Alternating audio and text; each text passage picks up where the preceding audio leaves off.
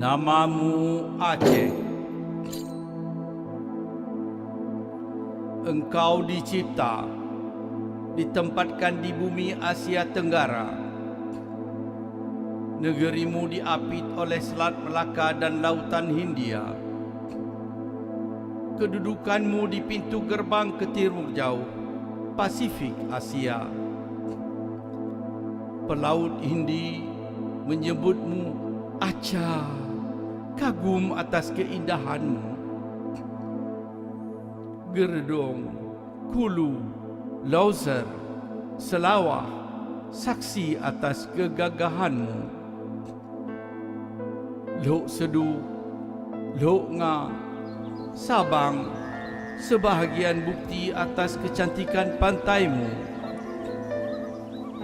Harimau, badak dan orang utanmu sasaran penyelidik dan pengamat bumi.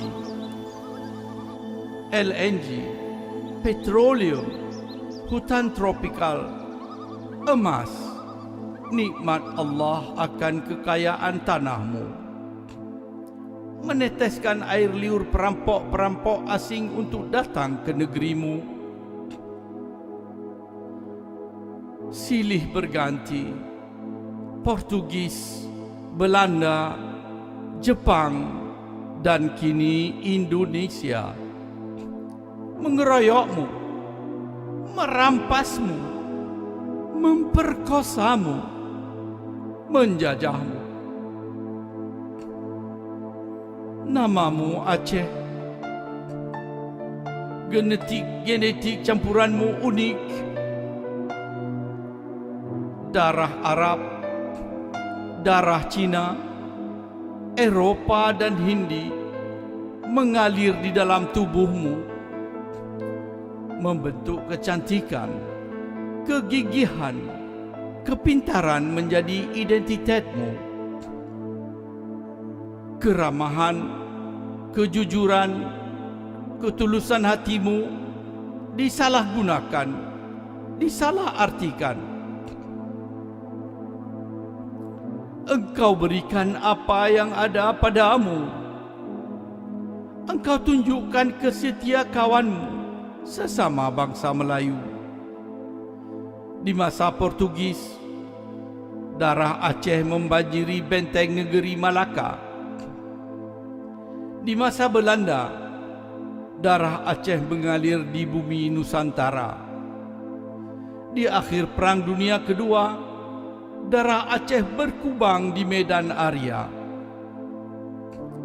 Emasmu, minyakmu, LNG-mu, hasil hutanmu telah engkau sumbangkan, menyelamatkan dan memerdekakan seluruh Nusantara dari penjajahan Belanda.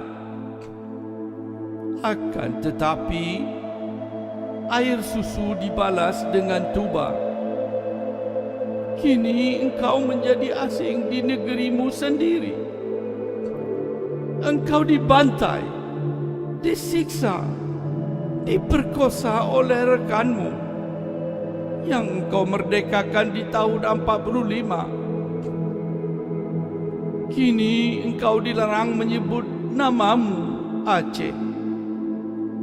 Engkau dipaksa diberi nama baru yang asing bagimu, Indonesia. Di sekolah, anakmu dilarang menggunakan bahasa ibunya. Di dunia internasional, engkau dilarang menyatakan hakmu untuk menjadi tuan di rumahmu sendiri, di negerimu sendiri.